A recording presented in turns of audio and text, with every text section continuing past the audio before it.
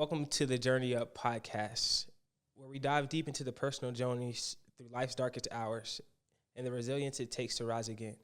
Each episode features a guest who shares a raw, unfiltered account of one of the lowest points in their life and the trials and tribulations they faced.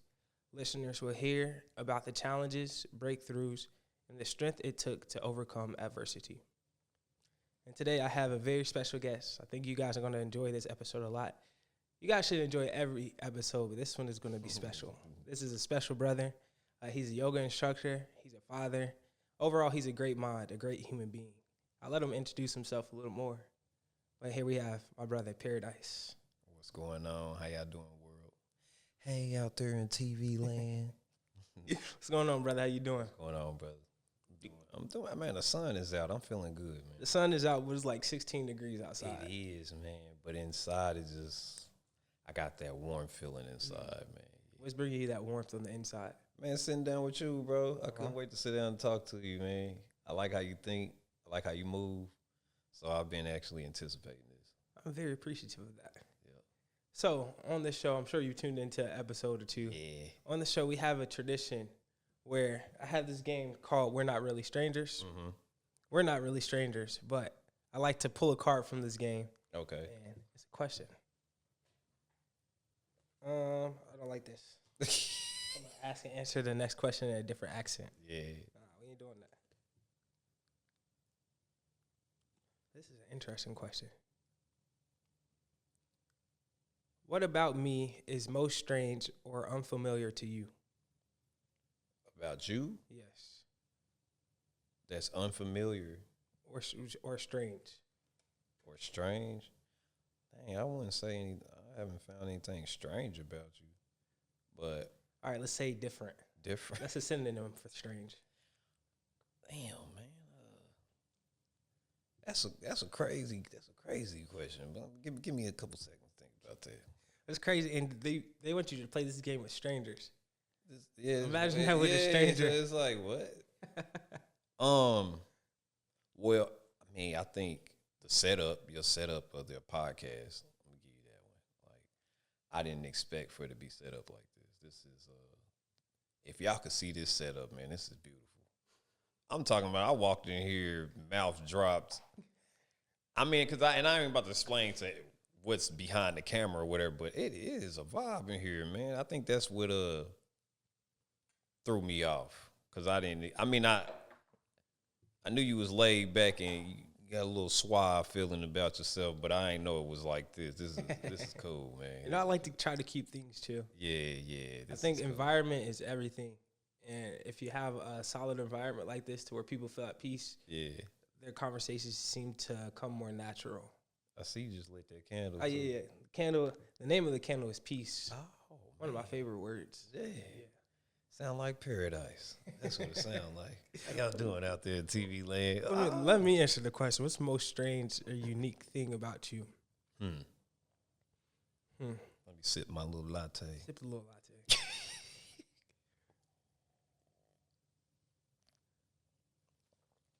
What made you choose the name Paradise to go by? Oh. Well, Well, for one, let me properly introduce myself because I don't think I did that. My name is Deshaun McClain. I go by Big Paradise. I am a man who once lost himself but rediscovered himself through self-love, growth, and purpose. And as the founder of Rhythm and Flow, I create spaces for healing, empowerment, and connection through yoga and mentorship. Furthermore, I aim to help the world find its peace through rhythm and flow. What brought about the name Paradise was I was in a low point in my life, and just a short version until we get to that portion of the podcast, because I know how you like to ask that. Man, I had to find myself again, and I stumbled upon the word paradise. And when you think of paradise, you think of palm trees, water, maybe vacation time, putting your feet in the sand or whatever. And I felt like that if I created a mantra for myself, and I heard people say that on a regular, it would help me return to that place and time, you know, and keep me at ease. Now, sometimes it don't work because people use it in different ways. You know, ladies, y'all gotta chill. Y'all gotta chill with the Paradise. You're looking in the wrong camera. You gotta tell them that one. Ladies, y'all gotta chill. I get it, but it started as a mantra to myself. Basically, it started as a mantra, and now when I hear people say it, you know, sometimes I'm not feeling my best. But if I hear somebody, you know, you walk in a room with Murdoch or you big Paradise, it's like, damn, man, all right, snap back. Yeah, There is a lot that is attached to the name. Yeah. I don't think we give enough credit to that. And words have power. Yeah. You know, so Very true.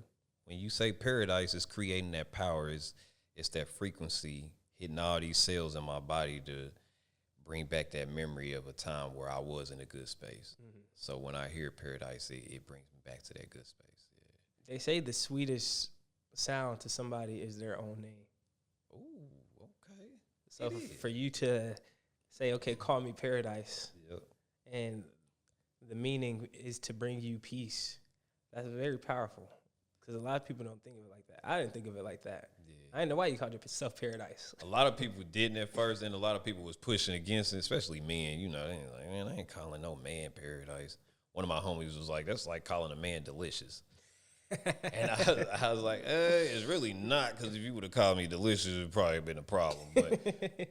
But over time, I think when you set those boundaries and you actually teach people how to treat you, it becomes second nature to them. So it's like now it's not a problem for men to call me Paradise.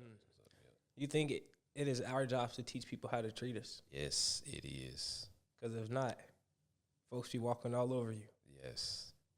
And it happens on a daily. Yeah. Whether it's at work, especially at work. But at work, home, with your, in a relationship, your kids, you know what I'm saying? You got to teach people how to treat you. And what they say, doing the same thing over and over, expecting the same result. What is that? Insanity. Yeah. So it becomes insanity when someone's treating you bad and you just to me, my definition of insanity is letting someone continue to treat you bad over and over again.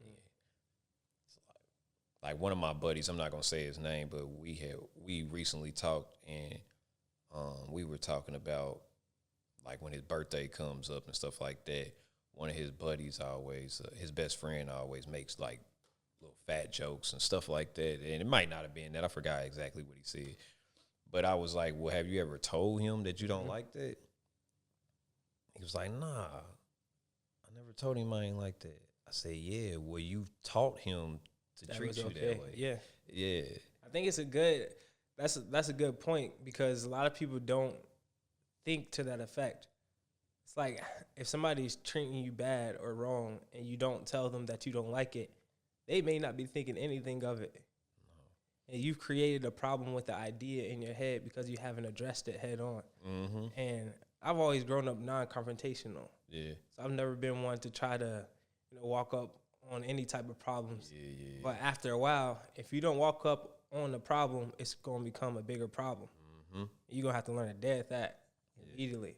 So as I'm maturing and becoming more wise, I'm learning it's not about confronting the problem to cause confrontation, but it's confronting the problem to create a solution. Mm. So it's like something as simple as, I don't like the fact that they say this to me because it doesn't make me feel good. Mm-hmm. So a confrontation then would be like, hey, I don't like when you call me this because it doesn't make me feel good. Mm-hmm. And then that should be dead then. Mm-hmm. That's the solution. It's over. Because I told you how I feel. Yep. But a lot of people don't like to say how they feel. Or, I don't know. I think men in particular just don't know that it's okay to say how they feel. Like, even men would just walk up to somebody and start fighting. For no reason. With no words. Just because they felt bad. And I always say fighting specifically in the adult age, when you fight, it's like immaturity because you don't have the words to properly communicate and to make things make sense. Because truly, what are you expecting? It's like, I'm expecting for them not to treat me like this anymore, so I'm going to put my hands on them. And then what? What comes after that? you know, and I like that you're talking about it, but then when you think about it, it's kind of, so we got the ego, we got pride and stuff like that. And it's like when your ego is bruised, it's something in your mind that turns on to make you want to put your hands on somebody. Yeah. Even if you don't do it, the thought is there. And I don't care if you a yoga teacher, I don't care if you a life coach or a therapist. Every now in your life, there is that switch that goes on. You might not tell people, but I really feel like like you said, you be getting that feeling. I should, or I woulda if I was still in this place. But I'm at a place of peace now. Yeah. And I understand that it's not worth it. Yeah, yep. Because again, like, what am I expecting as the outcome? For me to feel better? Yeah. I don't know. And do you ever feel better when you do put your hands on somebody? I mean, because you. Oh no, I'm not a fighter. Never have been.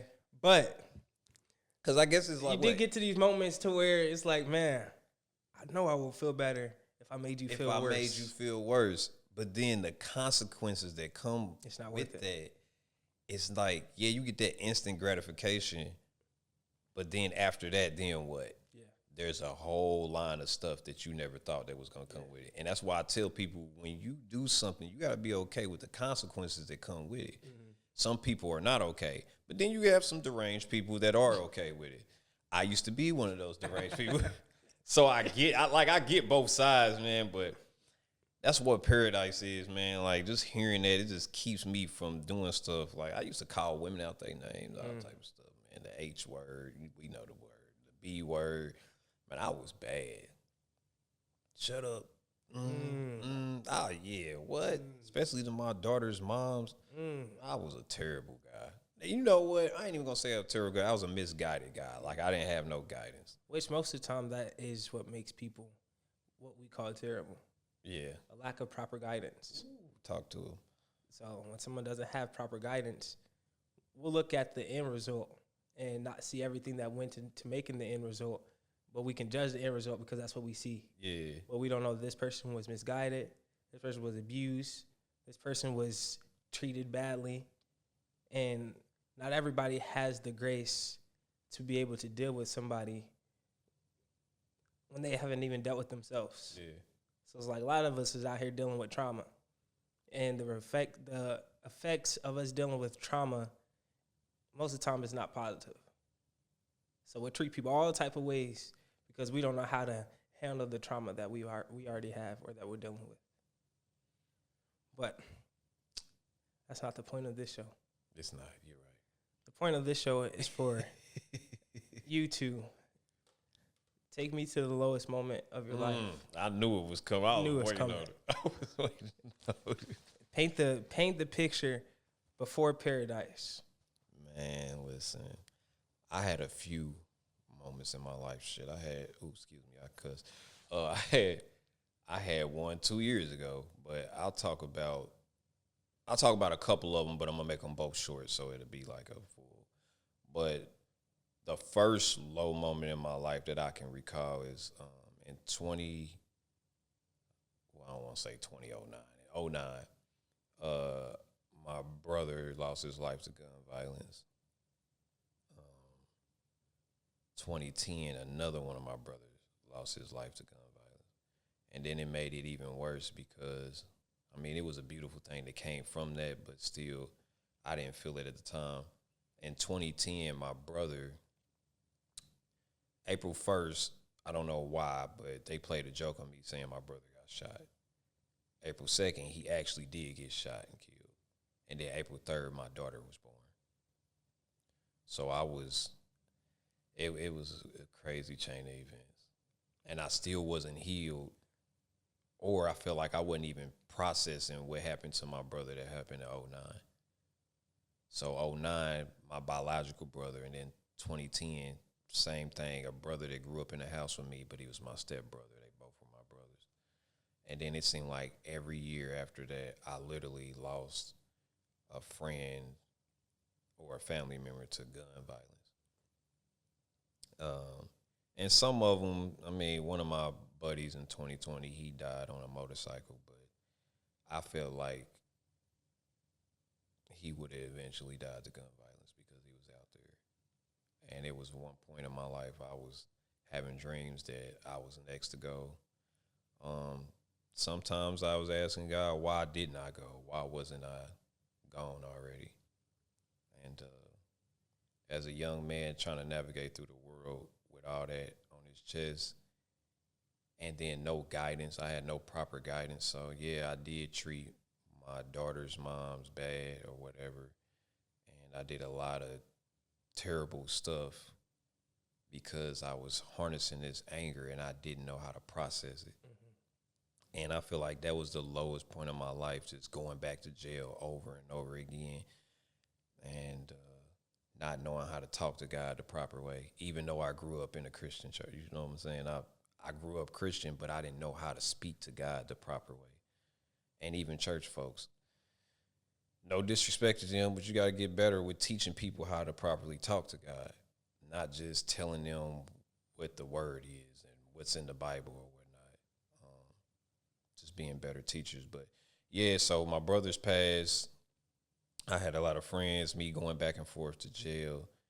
And in the midst of all that chaos, I had 3 daughters that were born, one in 2010, one in 2012, and then the last in 2014.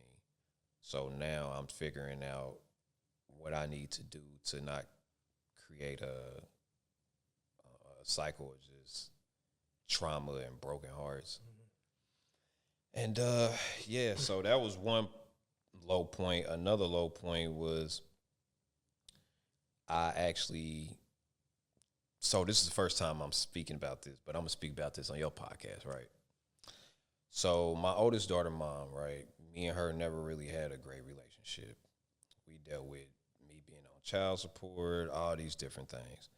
And in the beginning, me being in my early 20s, I take the blame because I was doing a lot of stuff. And I had no guidance on how to treat a woman properly or whatever. You know, in my neighborhoods, having multiple women was the thing to do, or you was a simp or something like that. Mm-hmm.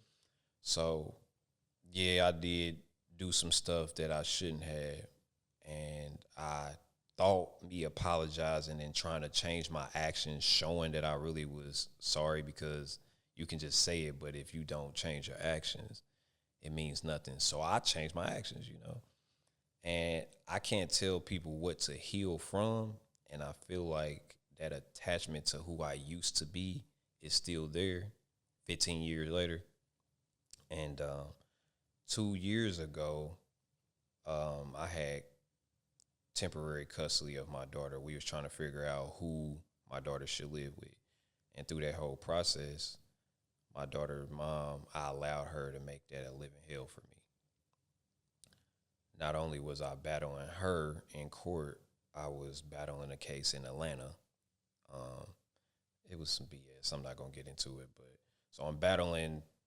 I got 2 court dates. I got a daughter that lives with me, and I'm trying to figure out how to raise her the right way with no guidance, no help from her mother at all, right? And, bro, I went through a low point to where I had got a car repoed. And this is the first time I'm telling the story. I was embarrassed, so I was telling people that my engine went out in my car, right? So I got my car repoed trying to finesse a car lot. Not even going to get into that. After that happened, I had to get a buy here, pay here car. The car was a piece of crap, right? So I had no heat in that car, no air. So when I'm taking my daughter to school in the wintertime, defrost not working. So I'm literally sticking my head out the window trying to see to drive her to school. Embarrassed, right?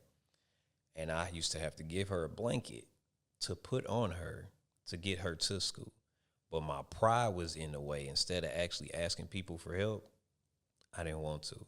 So I had my daughter, my oldest daughter, freezing, trying to get her to and from school. And that was a low, and that was just 2 years ago. Well, no, we in 2025, so it's going on 3 years ago. lowest point of my life, bro. I went through depression. I went through that point where I was kind of battling God at this point. I didn't want to drop to my knees. I felt like I had it from here. It's like, I don't need you. I didn't actually say I don't need you, God, but my action showed I don't need you. I got this. And one day, man, just skipping through the whole storyline, one day God will sit you down, man. And I came to the conclusion it was best if my daughter went back with her mom because her mom wanted her back so much.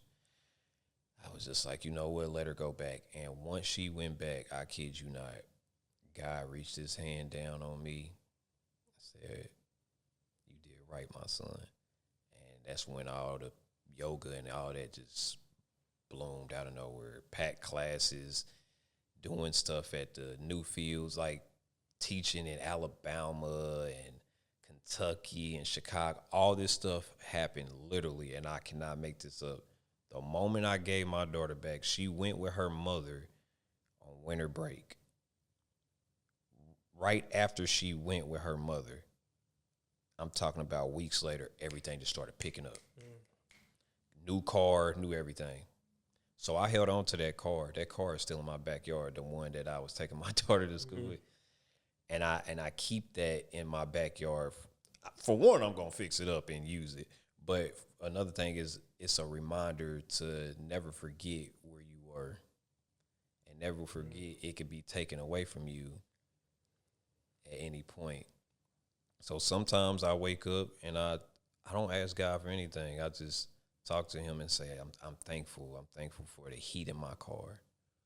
I'm thankful for running water in my house. I'm thankful for shoes and my hands working, my sight, my hearing. So I thank him for little stuff like that. The little things that actually aren't so little. Yeah. A lot of times we miss God in the details because we want him in the bigger picture, not realizing that the bigger picture is just the details. Yeah. Damn, boy, you made me zone out a little bit. Now I got to thinking like, dang, man, you hit me with that. I mean, something as small, but actually it's not so small as shoes or heat in your car or clothes or a phone or a relationship in general with somebody that you love. Yeah. That you're trying to hold on to a relationship with somebody that you love, and you'll give them, in a sense, toxicity or what's not the best for them in the name of love when it's not really love at all. Because love is letting somebody get the best, even if it has nothing to do with you. So sometimes it's like, in your case, you're like, I need to let you go. Be with your mother because I love you. Not because I don't love you, but because I do love you and I want the best for you. And I'm not able to provide what you need at the moment. And that takes a lot from a man to be able to accept that and to say, I'm not able to be who I need you to be at the moment, but I still want you to be happy. So go be happy. And I'll get myself together, which you have. Because now, look, you drove up in a nice new car. I'm sure that car got heat. Got heated seats. Heated seats, all that. So I never had heated seats. Yeah. So now it's like, when you're able to even communicate, go pick up your daughter or whatever, that's like, look what you got now. Yeah. Like a father that's worth it. And that's a piece of encouragement for people who don't feel as if they're enough for the situations that they're in. It's like maybe you're not enough at the moment.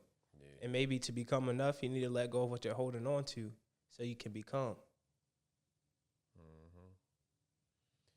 We was talking about that word love. I was talking about that with some buddies of mine. Let me ask you a question. Can I ask you a question? Ask me a question. Who was the last male? Who was it that you, the last person, has to be a male, the last person you recall saying to their face or over the phone, I love you, brother, or I love you? My brother. Your brother? So let me ask you another question. Outside of that, outside of a sibling or a relative, when was the last time you told a grown man or a young man that you love him? I think I say it often.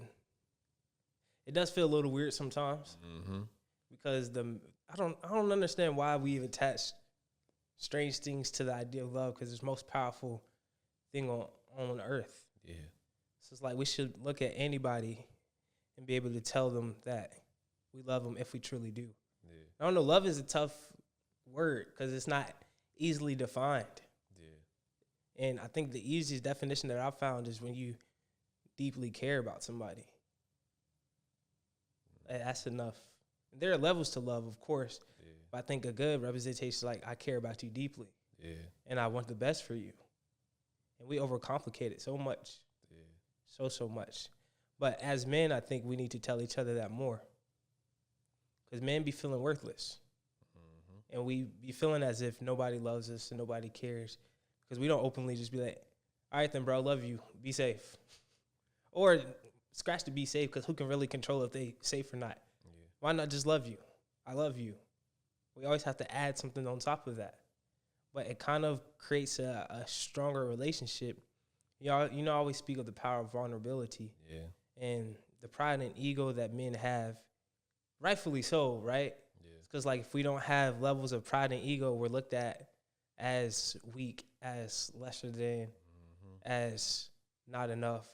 A man crying on the street or walking inside of work or going to his family or something, and he's just crying, it's like a natural disaster. Yep.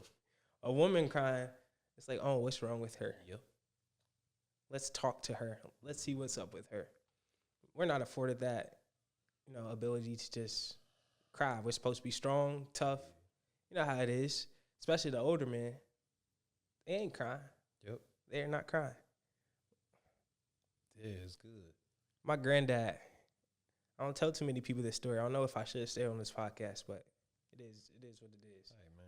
My granddad, one of the strongest figures that I know, like just masculinity, straightness. Like he's he grew up down in the south of Arkansas. Oh yeah. Yeah, and as a Southern Baptist preacher. So my whole life he's just been like a very strong, like straight to the point. You do this, strong pastor. When my grandma died, he broke down in my arms for like 10 seconds, as long as 10 seconds of my life. And it was just me and him. And there was a lot of extra stuff going on too. But we're at his church in the sanctuary. And like I said, there was some stuff going on. And he just started breaking down in my arms. And I was like, dang, is this real? Like, is this man actually crying right now? Because in my head, I'm like, this dude, he can't cry. Yeah. This is granddad. He don't cry. Yeah. But literally, that was the longest 10 seconds that I've ever experienced. Mm-hmm. And as soon as he was done, and I ain't talking about just, I'm talking, like weeping. Yeah. Like his wife just died and his family was going at it, and there's a whole lot. And after those 10 seconds, he's like, all right, son. He got it out. Let's go. And sometimes men just need that 10 seconds to get it out. Because if you don't let something out and you hold it in for too long, it's going to explode. Men are like a bottle of pop. Mm-hmm. And if it gets shaken up for too long, eventually it is going to explode. Yep. And the way to not let a man explode after being shaken up, you better open them. Not fast. You shake up, this is good. Yeah. You shake up some pop. If you open up slowly, it be all right. It has a better chance of not exploding. But if you just open the bottle real quick, it's going to explode. Yep. And too often, men be shaking up, and they try to open up real quick, and they end up exploding because they didn't take the time and the care to actually deal with the trauma, essentially, that the person has been through. Yeah. So, yeah. So you speak about crying. When is the last time that you actually? I be crying. He said, I ain't no punk, but Tyrus be crying. And sometimes I can't even control it. Yeah. Like, I'm very sensitive. Yeah. Very sensitive. And I wouldn't have it any other way, honestly, because it helps me to care. And a lot of people go around and have the mentality or the idea of I don't care. And I never looked at that to be something healthy. I think it's important to care. Because when you care about something, you take care of it. Mm-hmm. So for you not to care about something, you won't take care of it. And if you don't take care of something, it dies. Yeah. So do you want life? Do you want to live? You must be sensitive enough to care so you can take care of what is important. Mm-hmm. And there are a lot of things that are important to me. Yeah. So, yeah, I'll be crying. Ain't nothing wrong with that. I'll be crying for sure. Yeah. What about you? The Last time I cried was my brother-in-law passed about a few months ago now, and it was at a time when he passed. It was already at a time I was being challenged with having father issues, which I never had before. So they just popped up out of nowhere. And I'm 36 years old, so to be 36 with father issues now, and I never had them, I don't know if I suppressed them or I just learned to cope with them and just kind of tuck them away a little bit. I guess that's the same thing as suppressing, but yeah, my brother-in-law passed, and then I started looking at people that actually had their fathers around. I went to my barber. I was at the barbershop one time. I was getting my hair cut, and this was a while ago, but one of the barbers in there, his dad was in there, and they was laughing about old times, talking about times when he was a teenager, when he was young or whatever, and I don't have that. You know what I'm saying? And it's no disrespect, because my real father passed when I was close to 2 years old, so I didn't know him. And then the one that picked up from there, my brother's dad, whatever, which would be my stepdad, he was addicted to drugs. So I seen him do more bad than good, you know. And since then we had conversations or whatever, and I think we're off to a great start. You know, he calls me more.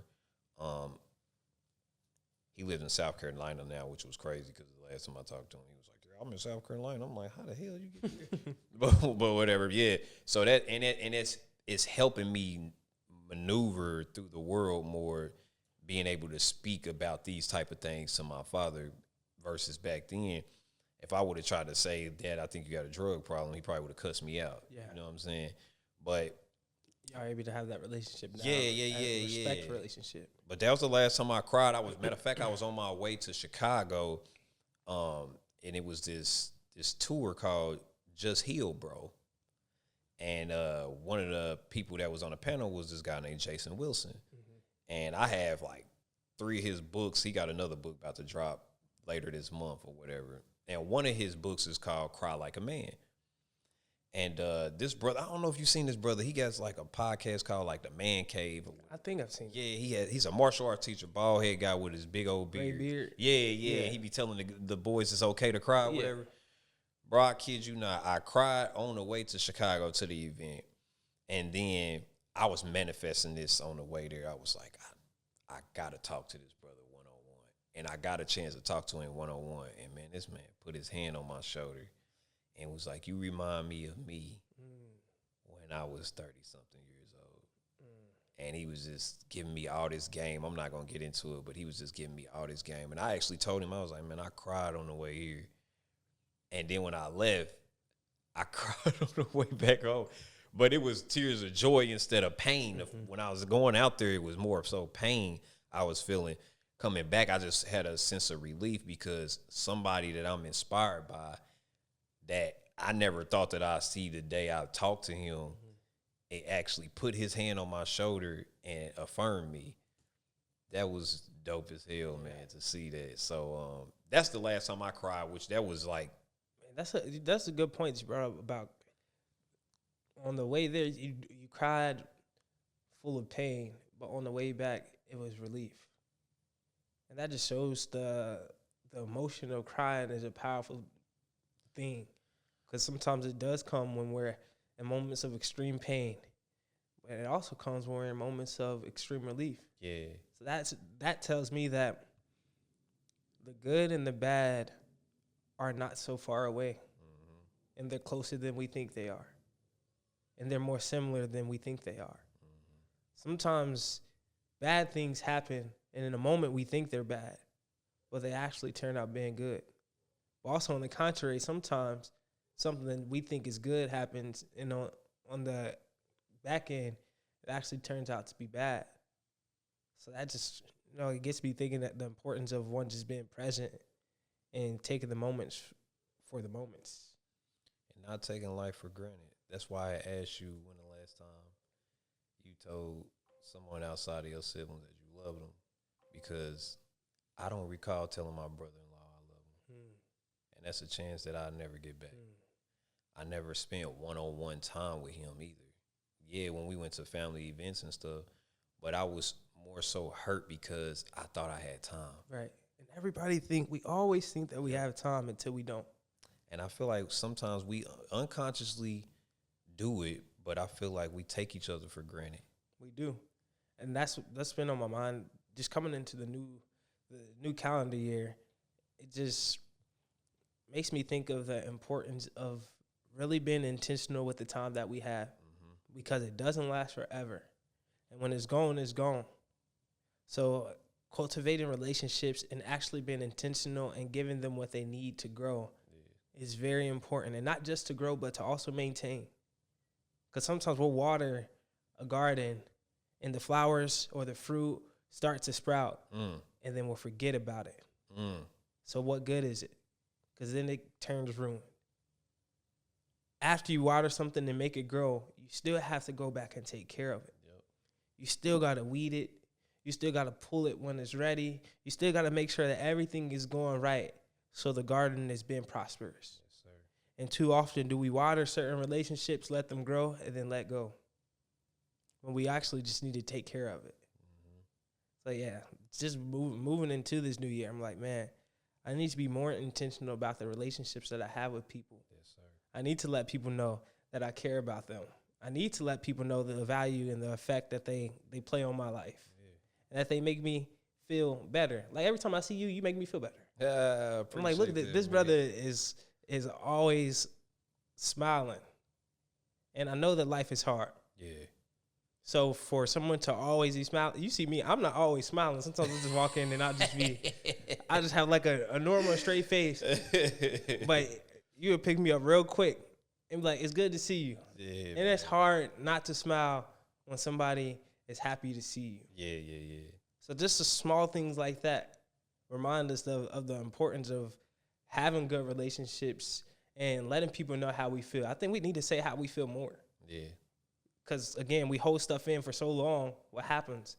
We will explode eventually, because it don't stop shaking. Man, it's the yoga, man. It's the yoga that has actually helped me on this journey, man. And then, of course, I tapped into some things that people call psychedelics, but on my side, we call them plant medicines, because in South America, the things that aren't banned, they actually use that to help people get off of drugs and stuff like that. But that's another story for another time.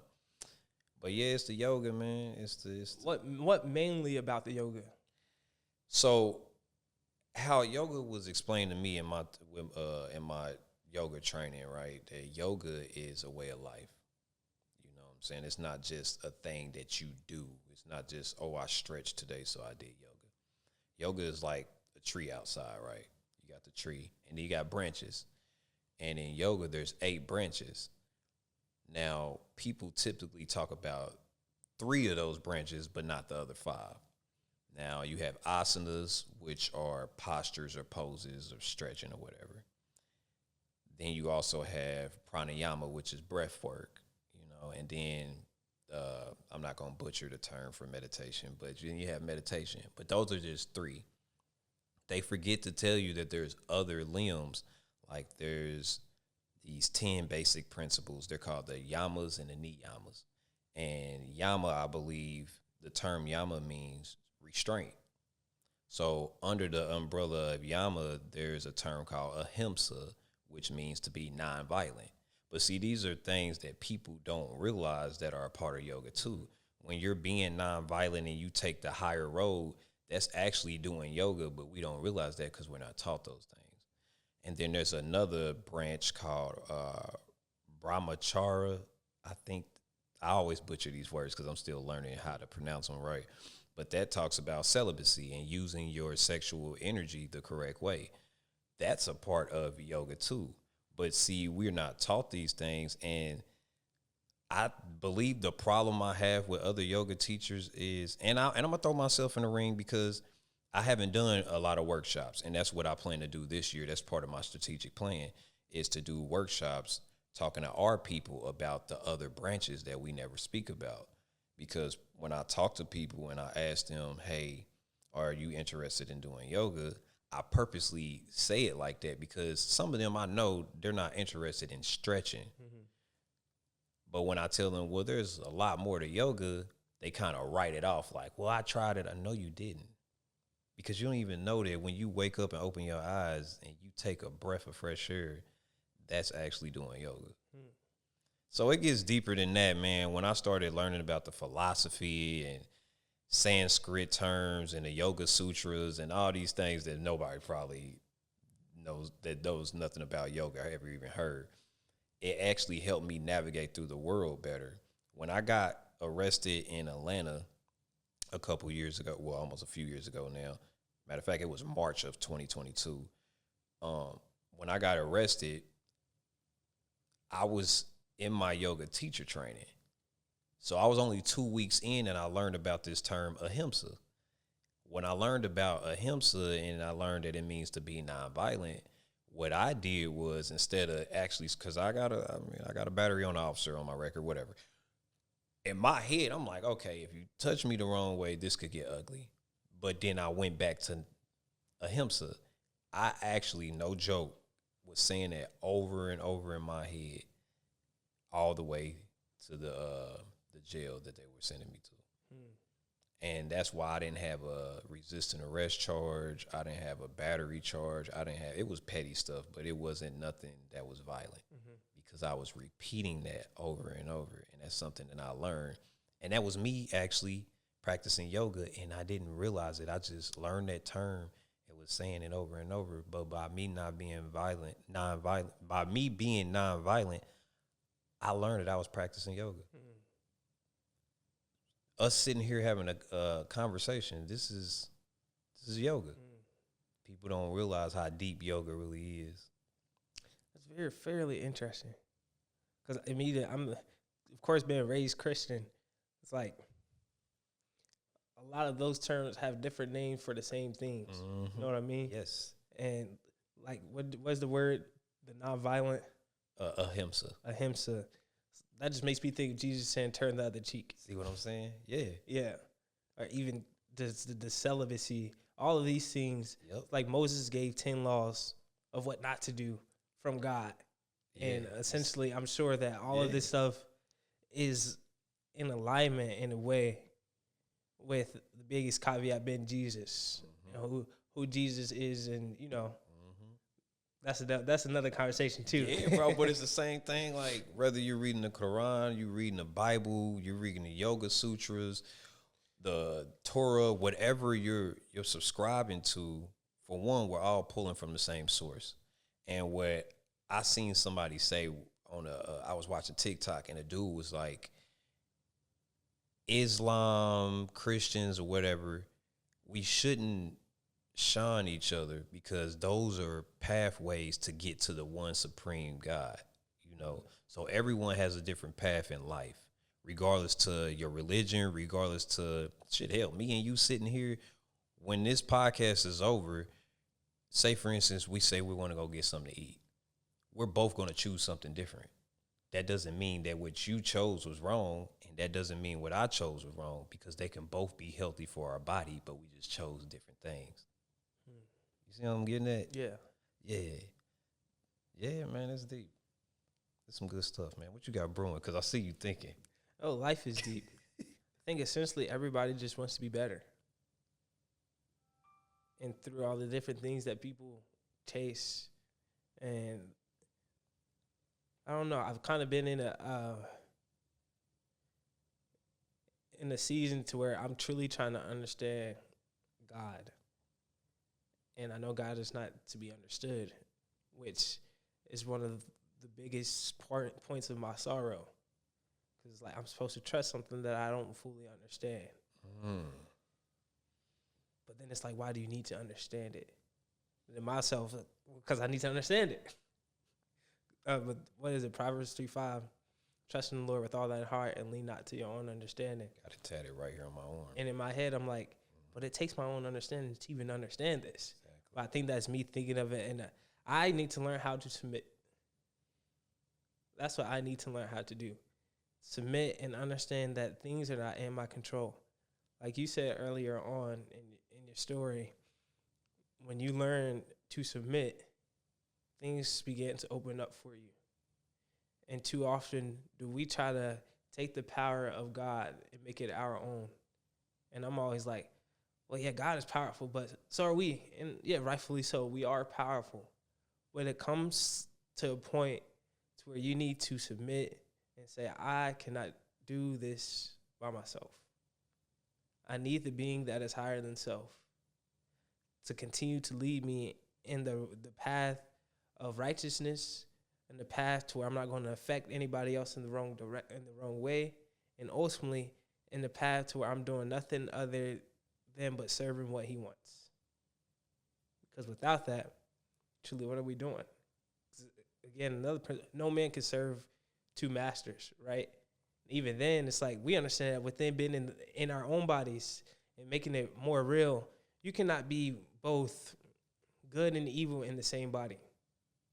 You're going to feel it fighting against each other every day.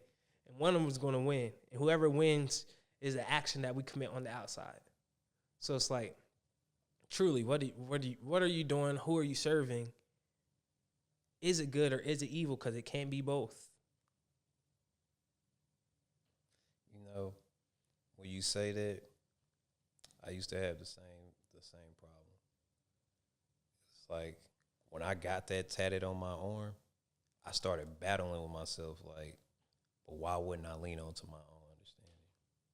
But what I feel like now, God sends you people in different places of your life that answers those questions that you have.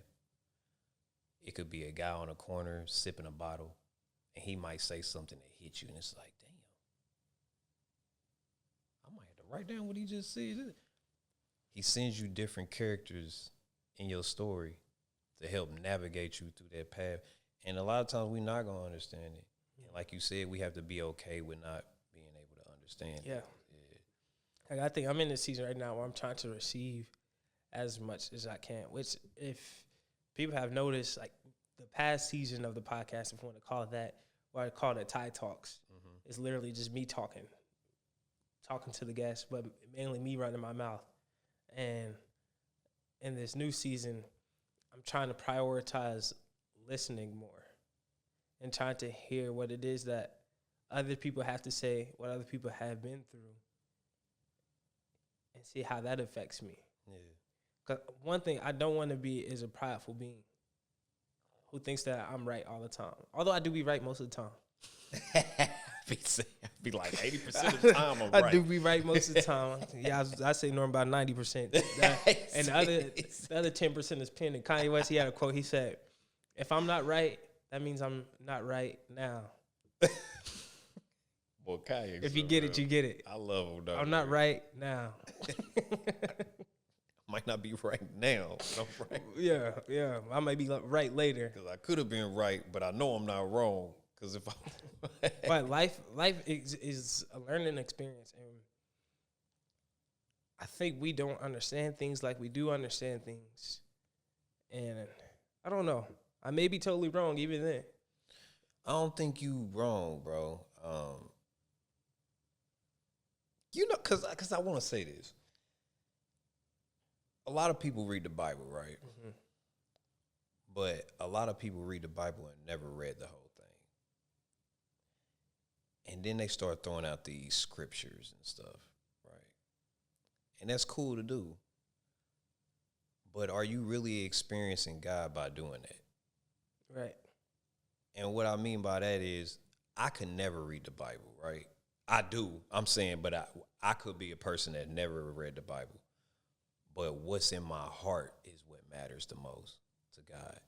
You know what I'm saying? Am I being intentional? Which is conversation, like I said, my prayer life, not necessarily me questioning God, but we be talking. Just like me, you be talking, and I'll press something that you'll say, then, you know. Yeah. That's how, like, God don't be talking back to me like that. Yeah. But I mean. Because I feel like we think the same, man. I be saying similar, so I'll be like, look, God, like, I get what you saying. I get what this say. Please make it make sense to me. Yeah. And I'll go and ask somebody, and they be like, oh, you're just supposed to trust them. And I'm like. That's not enough for me. That's not enough for me. Unfortunately, yeah. Unfortunately, I've pushed myself to the limit to where, like, I need answers. Have you ever thought that God actually wrote your story that way for you to be a person and be like, You know, I need people answers? be trying to challenge stuff, and they be like, God knows everything. And I be like, so God knows exactly how I feel. Yeah. And he knows I'm about to ask you all these questions that you tell me that I shouldn't ask. So you should just shut up and listen to me. I feel like God wants you to ask questions, because why would you, false prophecy, right? Yeah. Why would you go out here and just believe everything someone is saying, Yeah. and then they're leading you down the wrong path? So I don't think that lean on to your own understanding, I was about to say quote, but Bible verse actually means like, don't question God. I think it means, damn, I had it just now. I was on the road. I just really feel like that it's not really questioning God if you want to know how to get closer to God. And that's my biggest thing. That's why I sit here and listen. Like, I truly want to know God for God. Yeah.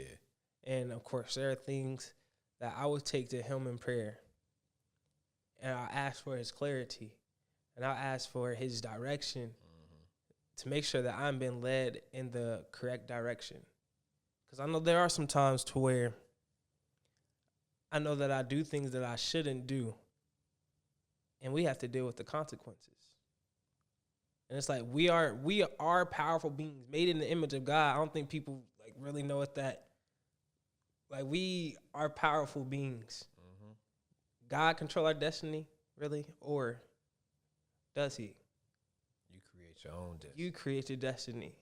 Mm-hmm. And what I've come to terms with is, if things are going to go in a certain direction, God gave us the power to put the things in the direction, and we go to him for guidance. But you can ignore what he said to do. That's also in our power. Because this conversation, man. It can go either way. It can go there. But I've always, like, even the idea of free will or something itself, free will versus predestination. It's like, in my head, those are two totally, they're crashing into each other. They can't exist to me at the same time. I don't know how something could be predestined before, and then you also have free will to make your own decisions. Because to me, that just doesn't make sense. It's like, do I have the opportunity to make my decision, decide my destiny, or is it already decided for me? You know, I feel like it's what you feel in your heart. Yeah, I would love for that to be true too. Because your body gives off certain frequencies in certain situations. Like when you walk in a room and you can just say, like, man, the energy off in here. How do you know that? Because your body is telling you. And then again, it's like, do we have to trust how we feel all the time? Because it don't always be right. Sometimes I'll be like, man, you just said 90% of the time, man. It's 90% I be right. Yeah. So that's you. You a God. You're not the God, but you're a God. So with you being a God, you know if it's right or if it's wrong. We always see the signs. We might ignore certain things and be like, I'm going to look past this. But once you say I'm going to look past this, you now are in a realm where stuff could go either left or right. Yeah. Trust in yourself, because you are a part of the divine creator. Yeah, and ultimately, heaven is your choice. It is. That's what it comes down to. Yeah, heaven is your choice. You can set things up as you want it, however what you want it, but essentially, heaven is your choice. And if you want to get there, you better do things right. That brother getting activated. He said, man, we is going on and on. I don't know when this camera stopped. I don't know either, but whatever. You make it make sense. Like I said, God said, hold on, brother. God said, y'all having this conversation, but this ain't for the people. The world ain't ready. Which also is true, because you and I both have a lot of influence in things that we say. We may understand and we may be able to sit with it. Yeah. But other people, it can mess up everything that they think, because a lot of people are not too introspective and they don't have the capacity to dive deep into things, which is why they stay on the surface, because they don't know how to swim. I've been telling my buddies lately, bro, God created me to stir up stuff. Yeah. And I think often when you do stir up stuff, when you do invite in I want to say it like that, when you kind of see how strong something is, it can go one or two ways. You're either going to break whatever you're standing on, or you're going to prove that it's strong. And me, I'm jumping. I'm trying to see how strong this thing is. I was about to say the same thing, but I didn't want to say it before you. Cause you want me to stand on this? I'm about to see how strong this is. I like this, brother. And I ain't talking to guy. I ain't be trying to talk to guy and be like, prove it. I don't be talking to guys saying that stuff. But when somebody come to me and they got something to say, you better know what you talking about. In the name of love. In the name of all love. It's like I all said earlier, peace. I'm not confrontational. I'm a very peaceful brother. I'm very peaceful. Himsa. on the outside for sure. And people should come to me and they should experience peace for sure. But in reality, if you come to me, you got something to say. I don't care if it's, philosophical, religious, practical, logical. Just make sure that you know what you're talking about. Because Tyrus is one brother. People stand on business, I jump. You're going to have to prove it to me. Make it make sense. But it's all about your intentions, man. Yeah, because ultimately, I think I do that because I want people to be, I want us to be strong. Yeah. And you don't know how strong somebody or something is until it goes to war. And maybe I'm that person to take us to war. And I am too. That's why I like you, man. I'm telling you, and I did tell myself this year I need to calm down a little bit because I think you just got to choose the battles to fight. Yeah, you're right. Because some people, especially mentally, they may not be ready for it. They're not ready for it. And if we think it physically, you're not about to run up to a kid and just push them over. Yeah. And even like a teenager, teens think that they know everything. I don't know about you, but when I was like 16, 17, 18, me and my dad did not get along because I thought I knew everything. I'm like, why are you always trying to tell me stuff? You think you know it? Well, you think you know everything? But me being a little ignorant 16, 17, 18-year-old, it's like, you think you know everything, boy? And my dad was patient most of the time. Sometimes we would butt heads, Yeah. But he's patient with me most of the time. And now that I'm at the age that I am and I'm able to be how I am now, I understand my father a lot more. Yeah. I'm like, man, this man made sense, and I'm grateful for his sacrifice and his patience and his leadership and his guidance. So you respect him more? Absolutely. Too? Absolutely. That's cool. I'm a great man. Yeah. And I ain't afraid to say that. I'm a great man. Yeah. And I would not be as great as I am if I did not have my father. Yeah. Because he is able to set structure, to create standards, to set expectations, to put me in my place. Boy, you don't know what you're talking about. Sit down. And, of course, trying to fight that. No, you don't know what you're talking about, Dad. You find out real quick. And I remember shopping with him when I was a kid, and my dad would be like, you think you want all these shoes and stuff now, you don't realize in the future that stuff don't mean all that. It don't make that much difference. Yeah. And I was at the mall with him last month, 2 months ago, whatever. And I was like, Dad, you know what? You was right. Yeah. And I have a lot of those moments now to where I'll be going through life and things that I used to challenge my dad on or whatever, it just hit me. I'm like, you were right. Yeah. And that's teaching me to lead with humility and to not, they say pride comes before the fall, right? Yes, sir. So when we dive head into situations and we go in already expecting that we know the answer, most of the time, it don't turn out all the way. And although we may be right? Like my boss at work, he does this often. He'll come and he'll ask a question that we know that he know the answer to. And it's like you just kind of have to deal with it. Yeah. Sometimes in life, even if you know what the answer is, you have to ease your way into the situation. Because if you go in all the way and you're wrong, because nobody's 100% right all the time. And maybe sometimes. But if you try to go all the way in and you end up being wrong, you just cause disaster where disaster was not necessary. So it's like when we ease our way into situations, when we ask questions, when we take a step before trying to jump all the way through the door, you'll learn how safe something is. So I'm learning to lead with humility over pride, because pride surely comes before the fall. And I was it was a wise woman that once, Yeah, she said something like, always listen, even if you know the answer, because this person may have a quicker way to get to the solution or a better way Yeah. to get to the I mean, solution. I even try to go to every conversation now like that. I'm like, when you're talking to somebody, assume they know something that you don't, Yep. regardless of how smart you think you are, because you can learn something from everybody. Yes, sir. So it's like anytime you come into any conversation with anybody, go into the conversation assuming that this person knows something that you don't, which I hope that people can see when I have these conversations, just giving people the space to actually speak and to get what they feel off of their chest. I never wanted to feel like an interrogation. Yes, sir. Of me just firing off questions. I wanted to feel like a space where you're able to open up and say how you feel. Yeah. And we have a conversation about that. Because again, we talked about shaking up that bottle.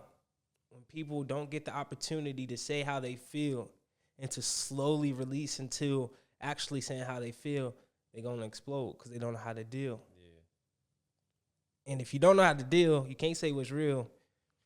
It's going to be hard to deal with how you feel.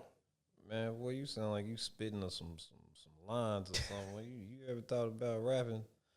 Back in the day, I'll show you something after this. That was cold though. How you was doing? I was sitting there. I said, "Boy, that sound like some Jay-Z stuff." Man. Yeah, man. But Good yeah, stuff. I appreciate you for coming in for this conversation for sure. And I always give people a chance to leave the people with something in the end. If you have a message of encouragement or anything, Yeah. it's your chance. So I've been reading that book. It's About Damn Time by Arlen Hamilton. And one of the chapters is entitled, Do Not Deny the World Your Voice. So that's the message I will leave to the people.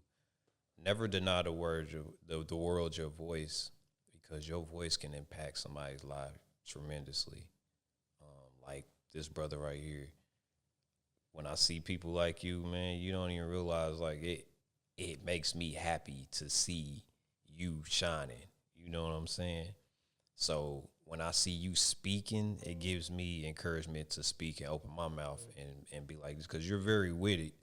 You know, so you quick with it, you're gifted with your words or whatever, and I aspire to be like that too. Sometimes I go left, but me even coming here speaking on this platform, I know it's going to inspire somebody, seeing me sitting with somebody like you and being like, oh, I could do that too. So even just something that small, sitting with somebody that's gifted like that can empower somebody else. Your story is your power, and I do truly believe that. So don't deny the world your voice. That's good. I needed that too. Because although I do public speaking, I host workshops, I have a podcast, I still be in these certain situations and environments to where people try to silence me. Yeah. Like, they'll be like, oh, we don't want to hear what you're talking about. Yeah. Oh, shut up, you talk too much. You always think you know what you're talking about. You have so much pride. All these different things. And I'm learning that sometimes it's just not for them. It's not. But there's somebody else it is for. The seeds have to get planted. And there's a parable in the Bible about the sower and the seed, and about how the sower was spreading the seed, and sometimes it fell in the water, sometimes it fell on the concrete, sometimes it fell on the fertile ground that was willing to grow. And I say that to say, you cannot always choose who or where your seed falls on, but you better make sure that you spread the seed. Yeah. Because if it falls on that fertile ground, and if it grows something that is necessary, then it was worth it. Yeah. That's good. I appreciate you, man. Hey, man, I appreciate you for having me. It was an honor being here. I'm proud of you, man. Continue to do what you do. I love you, my brother. And, man, I can't wait to see what you do next. Likewise. Love you too, brother. Thank you guys for tuning in to another episode of the Journey Up podcast. Peace.